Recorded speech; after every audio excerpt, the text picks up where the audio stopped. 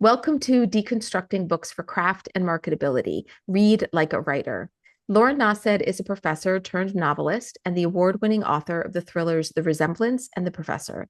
Described as elegant and thoughtful by the New York Times and impossible to put down by Paste magazine, The Resemblance won the ITW Thriller Award for Best First Novel. Her next novel, Indie Darlings, will be released in July of 2026. Lauren is the founder of the Substack Thriller Thursday, where you can subscribe for thriller recommendations, author interviews, and craft essays.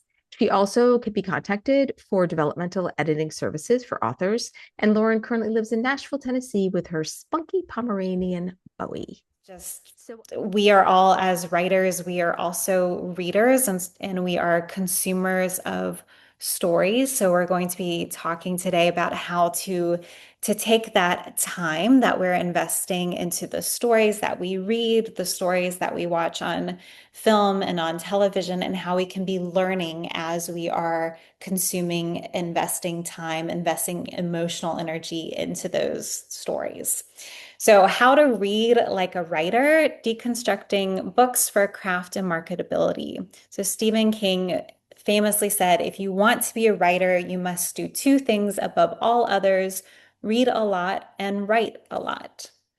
And this is common advice that is given to especially new writers. Read, read, read, right? Read everything. Faulkner says, read everything, trash, classics, good and bad.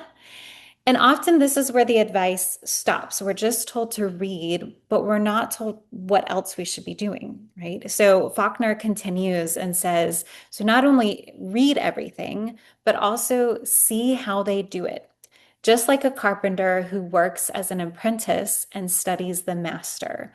So the first step is reading, and the second step is evaluating what we've read. And I would say this extends to the consuming of any kind of story. So it of course goes with reading books, reading short stories, reading essays, but it also goes with watching. I just looked at my TV as if you all could see it, but it also goes with watching television, watching series, watching film, and learning from what we watch, learning from the stories that we consume. So when we read, we often read for pleasure.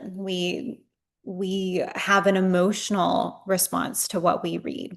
We finish the book, we may recommend it to a friend, uh, but then we move on and we don't always reflect on what we've read. And so today we're going to be talking about going from reading for pleasure, having that emotional response, but then taking that emotional response and asking why. Why did we have that emotional response, and moving from a more passive reading experience to an active one, to an analytical one, to one that evaluates what is working and what we just read, why, asking why we had the emotional response, and then using the techniques that we've learned from what we've just read.